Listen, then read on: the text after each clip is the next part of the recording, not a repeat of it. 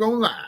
All right, you are looking live at Sold Out MetLife Stadium, where today the 16-0 and playoff-bound New York Giants are taking on the 0-16 Las Vegas Raiders. And why are the Las Vegas Raiders 0-16? Because they suck. Welcome to the Gridiron. Anybody out there at all that's going to spend a little bit of time with me here this evening, I greatly appreciate it. Thank you. Or if anybody's going to spend any time watching the replay this once again, thank you so much from the bottom of my heart. It means the world to me. Thank you. I'm going to try to go about 30 minutes here tonight. Shoot my mouth off for about 30 minutes. Anybody got anything to say, please feel free, fire away. Throw it in the chat box. I usually try to check on the chat box like, maybe 5 or 10 minutes or so. So as soon as I see something in there, try to respond to it as fast as I can. So please feel free, fire away. But plus also, instead of me just rambling on for half an hour, 45 minutes, or whatever it might want to be, it's just nice to talk to another Giant fan. So please feel free and fire away. Before we get started, if anybody wants to help support my channel out, it would mean the absolute world to me. In the description box below, the top link in the description box takes you to my membership page. I got 3 different membership levels. The first one's called the Saquon. Second membership level I got is called the Lawrence Taylor. And the third membership level I got is called the Gridiron. Each one's got their own little perks to them. So if you want to help support my channel out, I thank you in advance, and it would mean so much to me. Thank you. If you're subscribed to my channel, once again, thank you. I could use all the support I can get, guys. But if not, please go down below, hit that subscribe button, hit that bell icon. That way, next time I go live or I put a video out, you'll be notified. And it's free of charge. What do you got to lose, right? But if you are subscribed to my channel, once again, thank you. And then also, a little farther down in the description box, there's 2 links. There's 2 additional links. The top one is a Facebook link, which I'll go over in just a minute. The one underneath it is a Twitter link. It's always been Twitter. It's Twitter today. It'll be Twitter tomorrow. It'll be Twitter for 300 trillion years from now. Whatever letter of the alphabet Elon Musk wants to call it, that's on you, brother. I'm not calling it that letter. It's Twitter. If you follow me on Twitter, I'll follow you back. I try to put stuff in there every day, New York Giants related. So as I said, if you follow me, I will follow you back. That's a promise. And then also, right on top of that is a Facebook link. It takes you to my Facebook group. It's called the New York Giants Gridiron. It's a group. It's a great group. It's a simply marvelous group. It's doing very, very well. Well, just shy of 7,000 members in the group. It's doing fantastic. If I'm alive and breathing, if I have internet access, I am putting stuff in there every day. Basically, it's darn near almost 365. And if you become a member of the group, not only do I put stuff in there, but the members of the group post stuff in there as well. So between me and the members, there's a ton of New York Giants information going in. The New York Giants, the Gridiron, the group, every day. Please join it, become a member. You won't be dissatisfied. I promise. All right, well, all it's said and done and out of the way with. All right, here we go, guys. Here we go. Woo!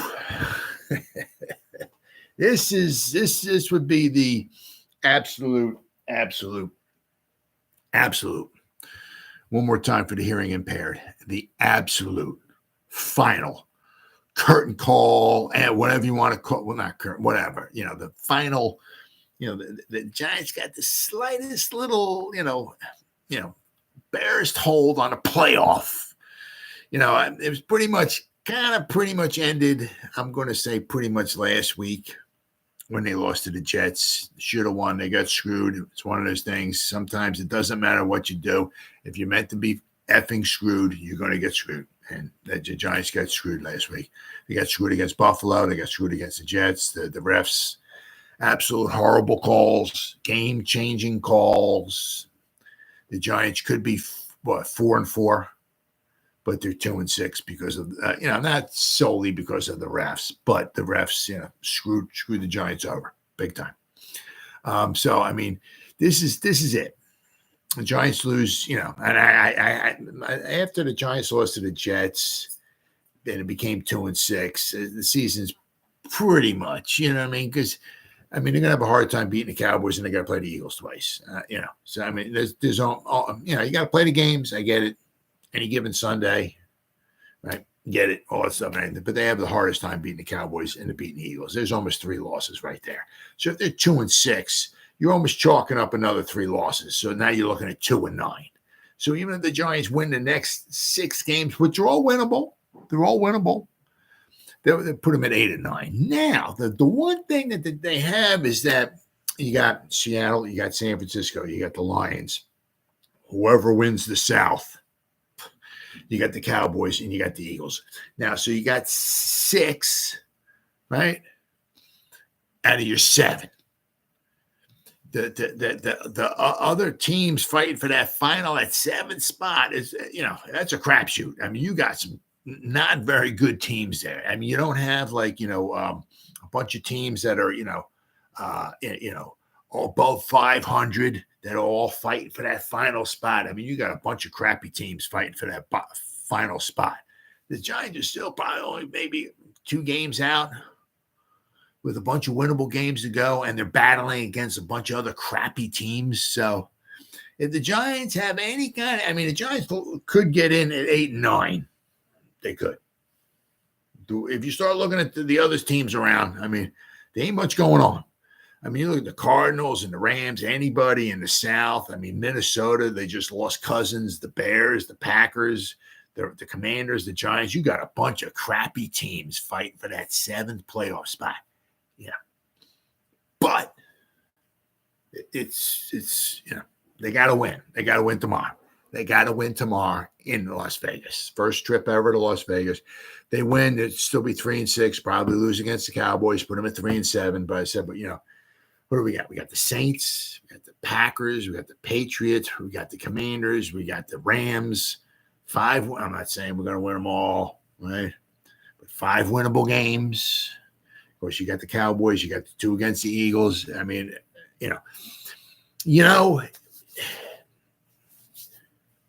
As bad as our luck has been, right? Just a little something. And we ask him for a little Christmas present, a little something, get somewhere along the line, just get, a little luck go to Giants' way. We ask him for too much in 17 games, man, if we can beat the Eagles or the Cowboys, one of those 3 games, that would be sweet, wouldn't it? But anyway, the final straw tomorrow. If we lose tomorrow, no mas. We will be home for the holidays. Turn out the lights. The party's over, as Dandy Don Meredith would say on Monday Night Football.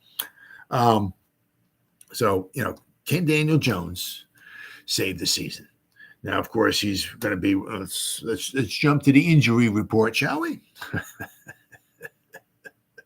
Guys, every week adding another couple guys to the injury reserve. Every week we're adding another couple guys to the injury reserve. Absolutely amazing. Let's see. So the Giants plays Darren Waller with his hamstring and quarterback Tyrod Taylor with his ribs on injury reserve. Oh, yeah, of course. Why not? Let's add our backup quarterback and our starting tight end to the injury reserve amongst the other 300,000 guys we have in injury reserve. Absolutely amazing how every stinking year, injuries, absolutely unbelievable. The Giants, of course, were getting Daniel Jones back, but after a 3-game absence, but they're going to miss 2 important players for at least the next 4 weeks. The Giants have placed Darren Waller and Tyrod Taylor on injury reserve, the team announced Saturday. Waller, who is dealing with a hamstring injury, was already slated to miss a game for the first time as the Giant, which happens to come against his former team, the Raiders. The 31-year-old was a big-name signing in free agency for the Giants coming off of a surprise playoff berth. And even though both he and the Big Blue have been underwhelming through 8 games, it's a massive blow. Waller has been a bright spot on a dim operation that ranks 32 in passing yards. He leads the team with 36 receptions for 384 yards. And as I said, that's in 8 games. Okay, so just double that. We got 9 games left, but just double that. That would be 32 receptions for darn near almost 800 yards. I said 32. Did I say 32? 72 receptions for almost 800 yards. I'll take that, brother. I'll take that. as horrible as we've been, he's on pace for almost 800 yards receiving. And if he played all 17 games, he would have over 800 yards receiving, and he would have probably about 75 receptions. Sign me up for that, baby. Right?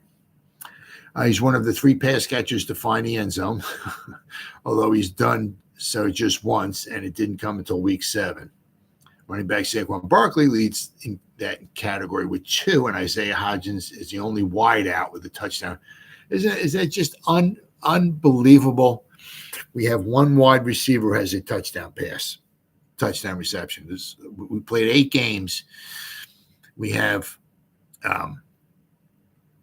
we have 2 touchdown. Actually, we have 4 touchdown passes, but 1 to a tight end and 1 to our wide receiver. Is that absolutely unfreaking believable?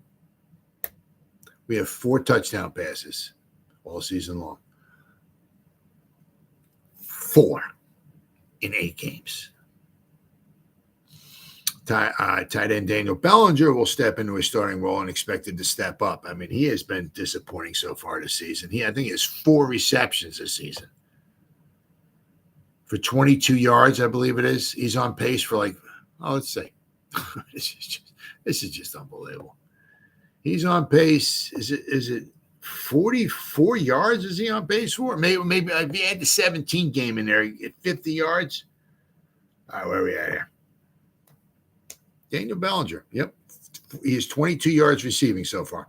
So he's on pace for about 50 yards receiving for the whole season. Not for a game, not for a quarter, not for a month, not for 2 games, not 2 games against the Eagles, not 2 games against the Commanders. 50 yards receiving for the whole season. It's what he's on pace for. Now, obviously with Waller out, he's going to step that up. And I get it. Waller's the number 1, Daniel Bellinger, but I mean, he's on pace for not even 50 yards receiving for the whole season. Absolutely unbelievable. It's just unbelievable. Sometimes you just can't even speak the word. It's just absolutely amazing. Every year, injuries. Every year.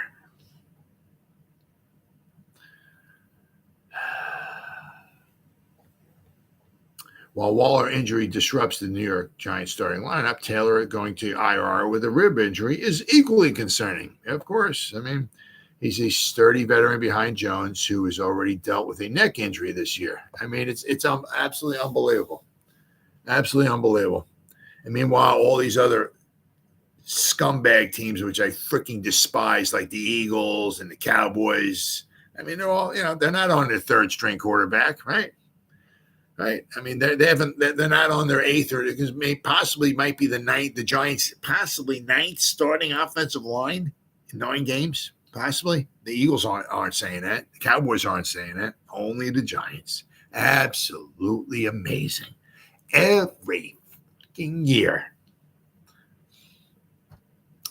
Tyrod went 1-2 in relief work, passing for 579 yards, 2 touchdowns on 57 for 87 in 2023. With Jones' favorite target on the shelf and his backup sideline as well, the Giants have a few extra obstacles to overcome if they are to pull themselves out of the 2-6 hole. I mean, it just, but, at least, we want Daniel Jones.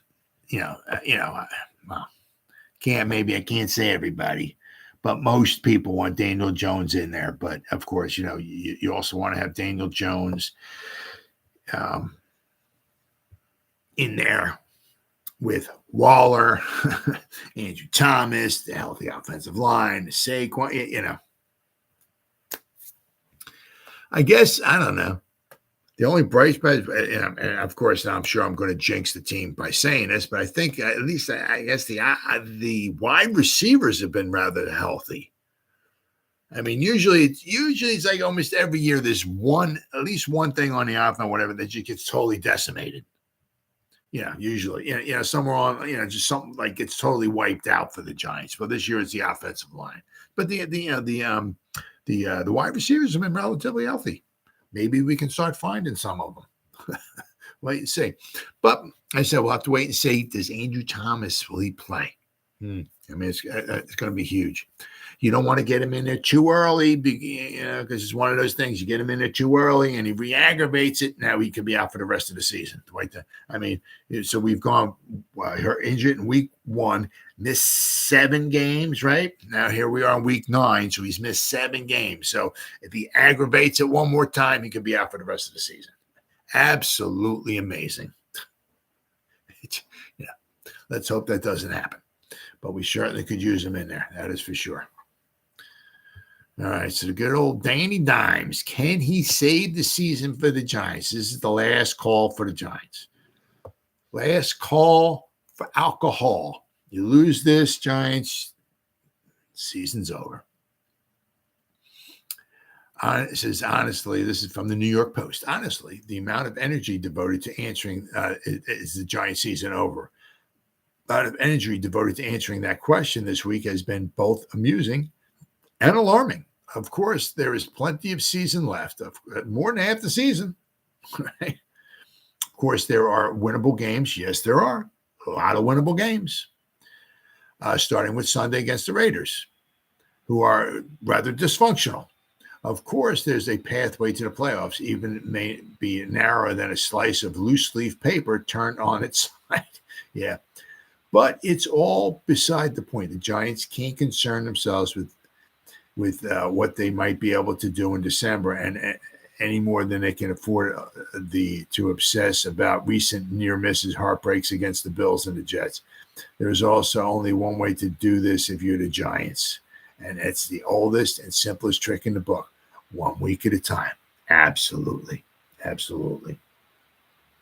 One game at a time, 1 quarter at a time, 1 play at a time, right?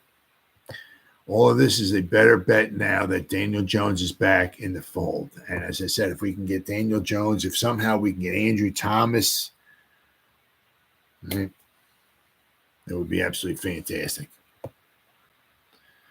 All right. Can't win 6 games in a row until you win 1 in a row, which is true. DJ said, I'm excited to be back in the swing of things and going through the week preparing to play, Jones said earlier this week, as he practiced fully for the first time in 4 weeks, missing 3 games. I feel good. I feel recovered. I've had a few weeks here not playing, so I used that to stay in shape. So you got to figure that for the most part, whatever's going on with his neck, hopefully that's, absolutely, that can be absolutely devastating, even for his long-term physical health. Something goes wrong with the neck, your concussions, your spine or something like that can totally devastate you for the rest of your life. But if he's over that, you figure the amount of time he's had off to rest up from all those bangs and bruises and all, he should be rather fresh. So ready to take another pounding. Yeah. He said, while he was gone, the Giants defense has taken a few enormous steps forward, which it has, though it'll be interesting to see how much those strides may be altered now that Leonard Williams is playing in Seattle. Interesting to see who they rotate in there to take his spot, right? It's going to be a lot of Oshane, Nacho, how much DJ Davis and Jordan Riley going to get in there. It'll be interesting to see. With a remotely competent offense, the Giants might be on the 3-game winning streak. Tyrod Taylor, they had the Giants in the end zone twice against the Commanders 2 weeks ago, but that was flanked by 2 rough goes in Buffalo, just 3 field goals, and last week against the Jets, where after scoring their 10th point, the Giants offense essentially played 4 corners the rest of the way. They were basically, as soon as the Giants got the ball, the guy with the forward in the corner passed it out to the guard. The guard caught the ball, turned, looked to the other guard, passed it out to him. Boom, he got the ball. He looked to the other forward in the corner, and he got him. He held the ball up, looked to the center. Nope, we're playing 4 corners. Back out to the guard. The guard caught the ball, turned and looked at the other guard. Boom, here you go, big. The other guard, boom, caught the ball. He boom, looked at the other forward. The other forward caught the ball. He got the ball. ball up in the air. He's looking, baby, pass, maybe to the center. Nope. We're playing four corners. We're just trying to run the clock out. That's all we're trying to do. We're not trying to score any points, make any momentum or nothing like that. We're just trying to pass the ball around the four corners. Maybe fake it into the center. Maybe try to get a 2-point conversion, a 2-point play or something like that. Boop. Hold it back down, pass it back out to the guard. Guard over the other guard over the forward. Forward back to the guard to forward. Just back around, four corners. That's all the Giants were doing. Absolutely amazing. They didn't play to win. They played not to lose last week. Now, it's not throwing any passes. I understand and all that stuff and everything, but wow. Let's see. That'll be different in Vegas because the franchise quarterback is back in the fall.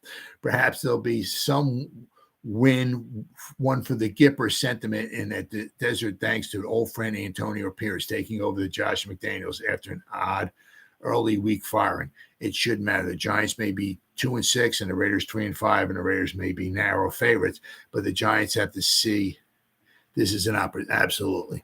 My concern is also that Antonio Pierce, he's going to have those guys ready. He's going to have them fired up, and he's going to have them fired up, ready to go. As I said, it was the same thing. So I'm kind of go over a little bit with Jeff Saturday, right? How he kind of had him fired up, a little breath of fresh air and all that. Last season, the Colts went out 1-1 for the Gipper. Jeff Saturday, first week of the season, first week he was in there, and after that, down the rest of the, So I'm not saying that's going to happen with Antonio Pierce. I think Antonio probably have better production than Jeff Saturday does. But, for this one game, the first game, the breath of fresh air and all that, everybody's going to rally around the coach and play their rear ends off and try to get themselves back in the playoff. Because if they win this, they'll be 4-5. They'll be just that close to 500. With 4-5, 8 games to go, they have some good offensive weapons and everything like that. They got some good players. Anything's possible. So we'll have to wait and see. The Giants are really going to have to get after O'Connell. They're going to have to get after him, make him throw make some mistakes. And Jones can't wait to grab the keys and take the offense for a spin. Yeah. Let's hope he can. Let's see. Daniel Jones says, I think we're all focused on doing that. He said, talking about the Giants' hope to finally generate some offense. I think we're all focused on doing what we can help to make plays, score points, and do what we can put the team in a position to win games. That's what we're focused on as a group, and we're excited to do. And not a moment too soon. Jones takes a beating across all 5 weeks he played, and it seemed like it was only a matter of time before something bad would happen. Yep. Then something bad did happen. He will still be playing behind an offensive line that is in a constant state of flux. So he'll have to be smart, both with the ball and his body. Absolutely. I mean, he's something he can't, he has to, without question, he has to be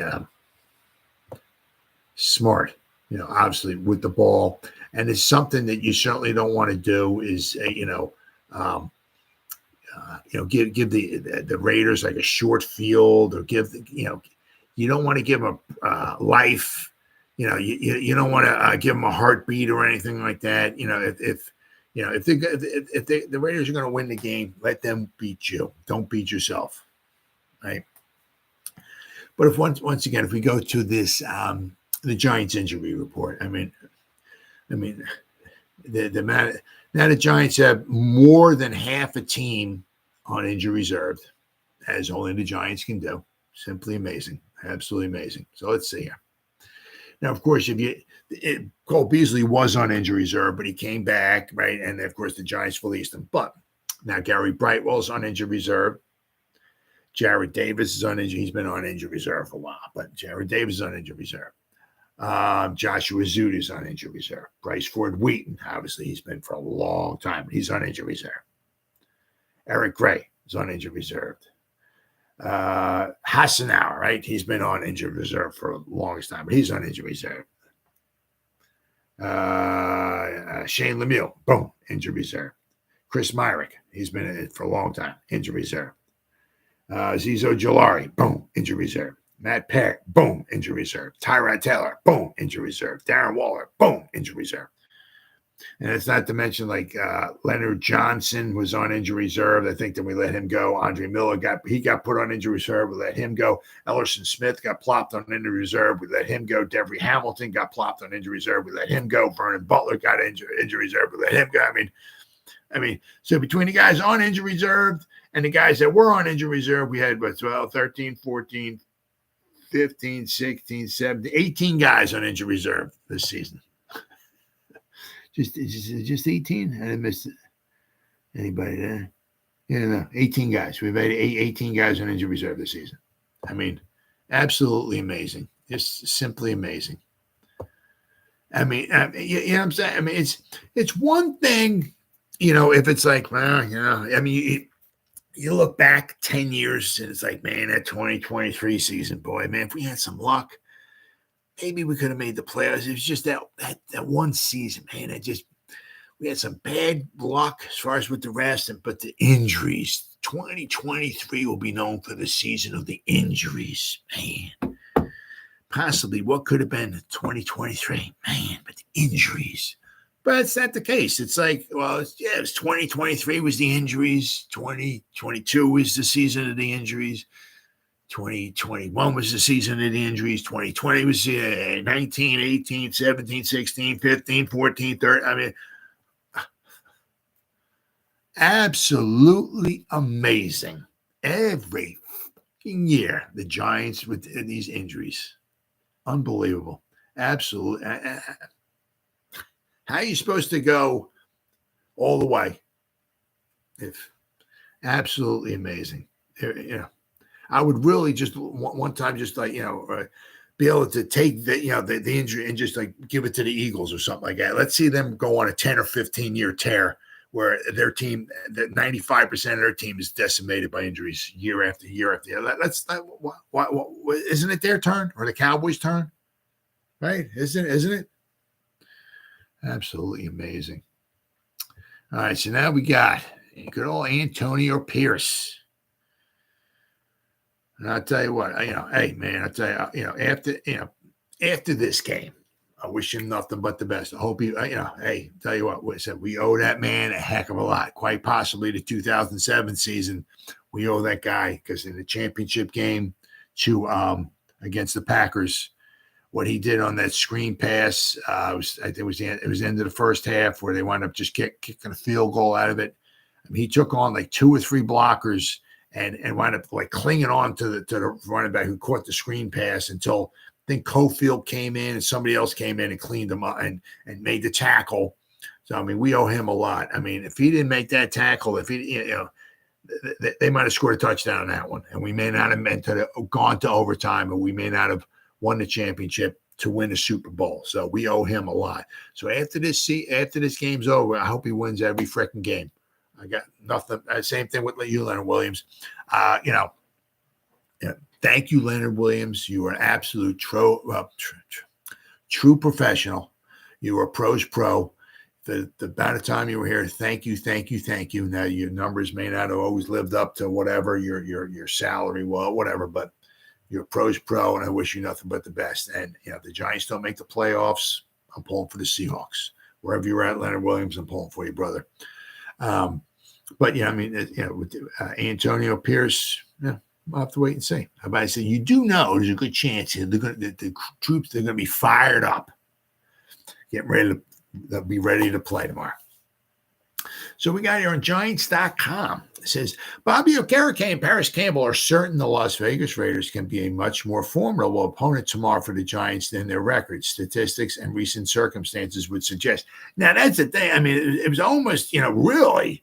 I mean, you look at it kind of like, man, they're in a state of flux. Their offensive coordinators never called plays before. We got a new coach in there. We got a new GM. I mean, this is crazy. The Giants should really, no, actually, I rather would have played them with Josh McDaniels and, the GM. I would rather have played them with the old, as I said, that first week coming in, as I said, once again, they could easily rally the troops and have a really good game here.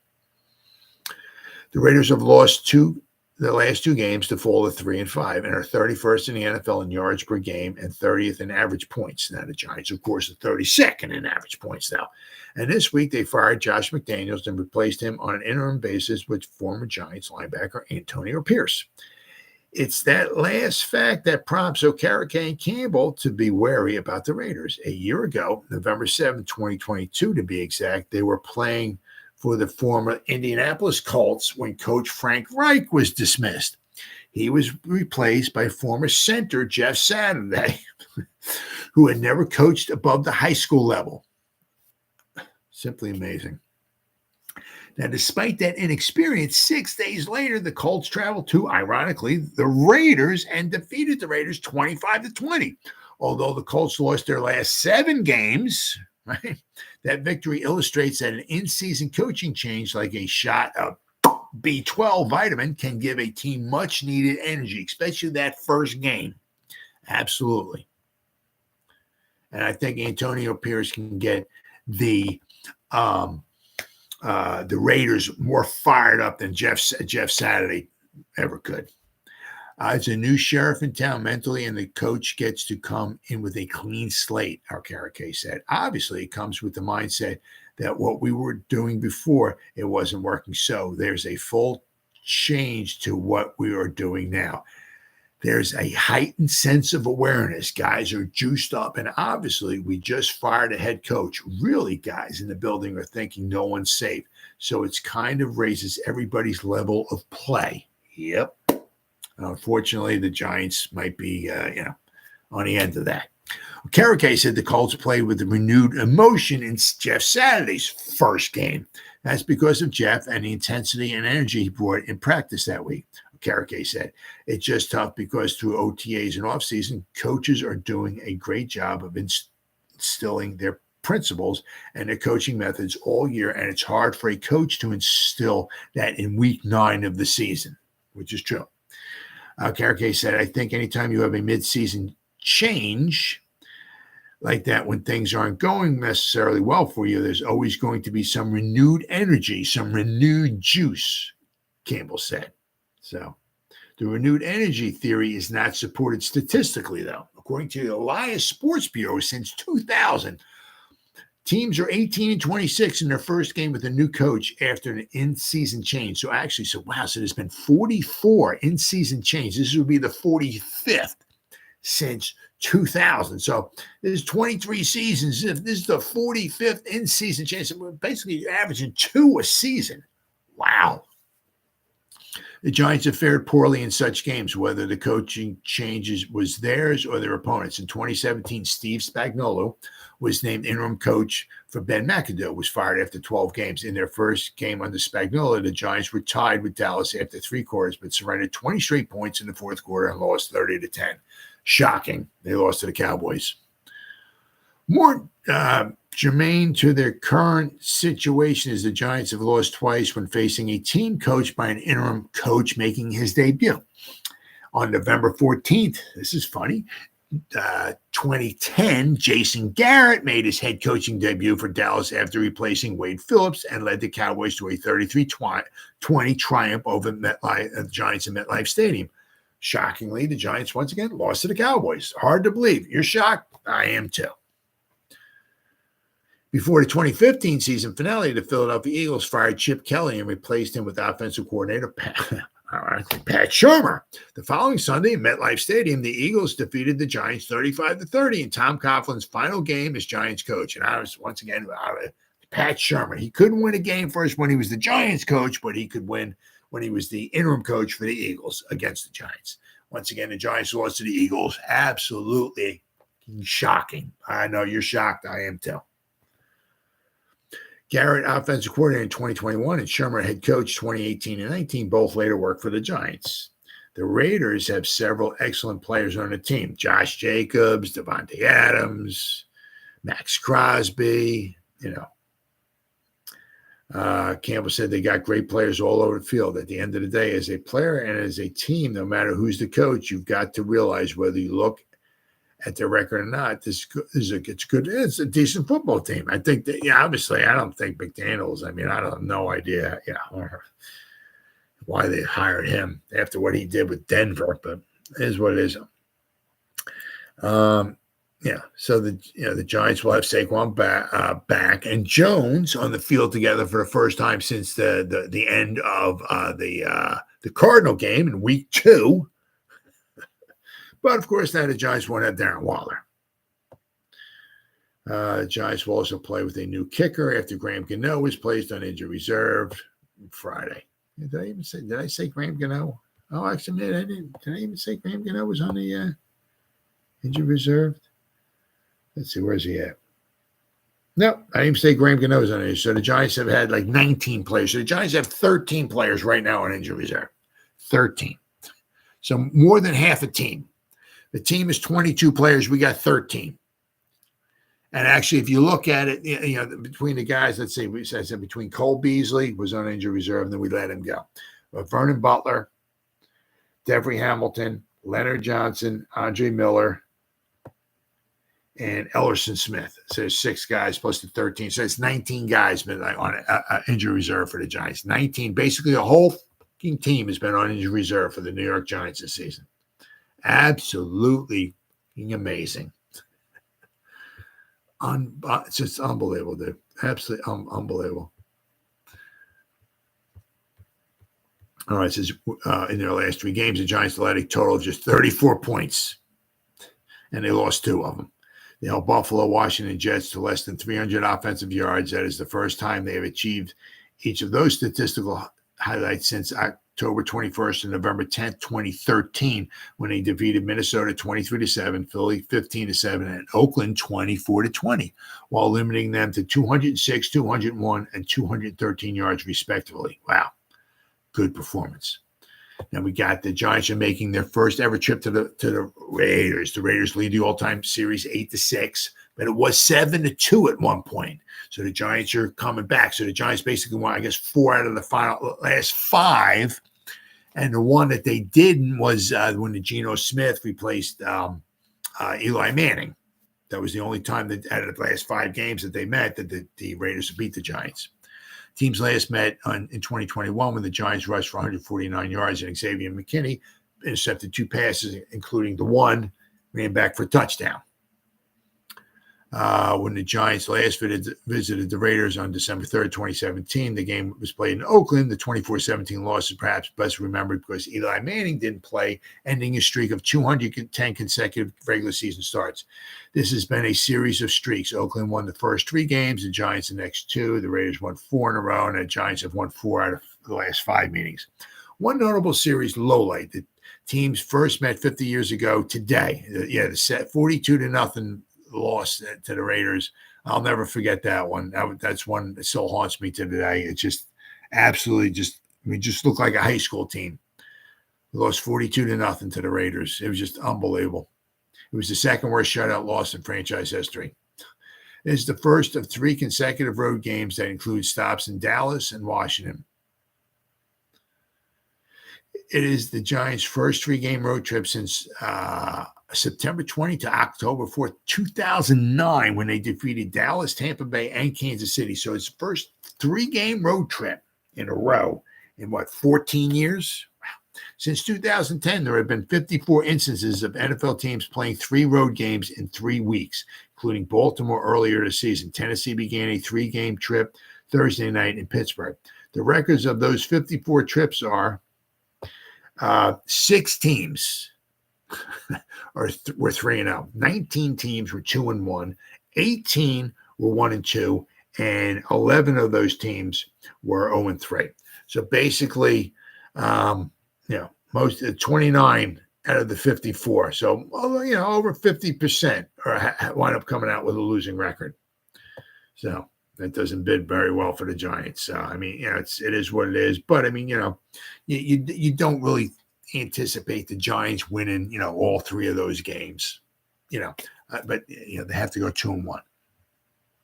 Have to go 2-1 after with Dallas and the Commanders. If they have any kind of a shot, any kind of shot at all, you figure if they go 2-1, that would put them at 4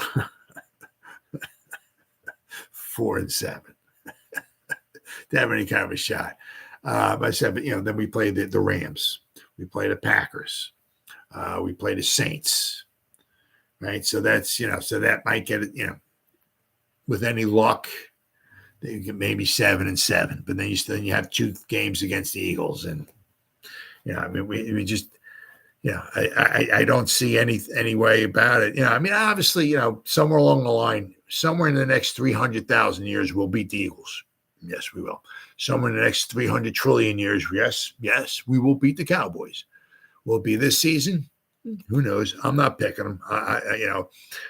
In order to, I drank the Kool-Aid, right? The laced Kool-Aid in week 1. I picked the Giants to win. So not going to do that again. I will never pick the Giants to beat the Cowboys and the Eagles ever until the Giants beat the Cowboys or Eagles. So if the Giants do not beat the Cowboys until the day I die, I will never pick the Giants over the Cowboys ever again. Giants have to beat the Cowboys to prove to me that they can beat the Cowboys. Then I'll pick the Cowboys. Same thing with the Eagles. I will not pick the Giants to beat the Eagles until the Giants beat the Eagles. Plain and simple. So the next 3 between the Cowboys and the 2 Eagles, I'm picking the other. I'm not picking the Giants. Absolutely not. This game, I am picking the Giants. All right, and I think it'll be a relatively low scoring, 23-20, 23-20, 23-17, somewhere around there.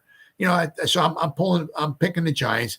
I think Antonio Pierce will definitely get the troops riled up, but I like our coaching staff.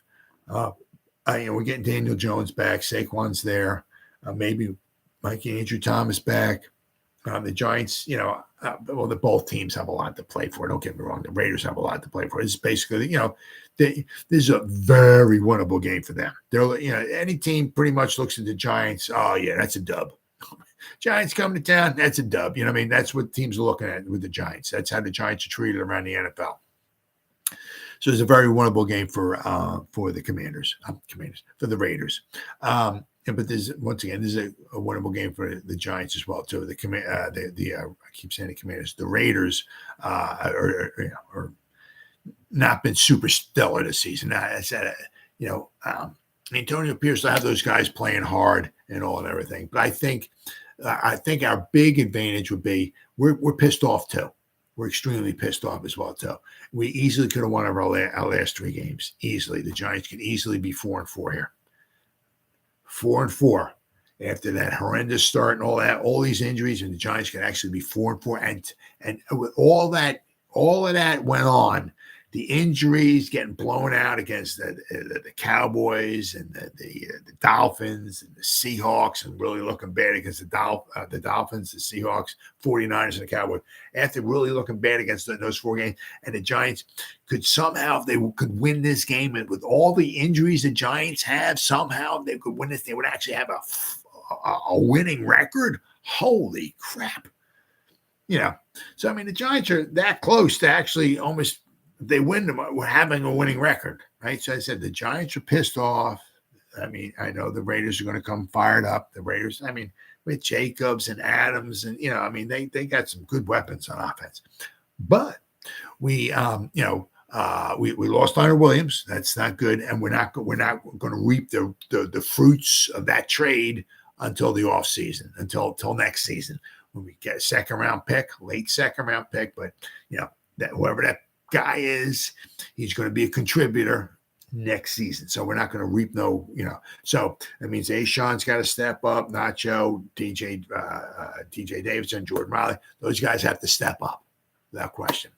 But I think I quite possibly our key here to victory could be O'Connell.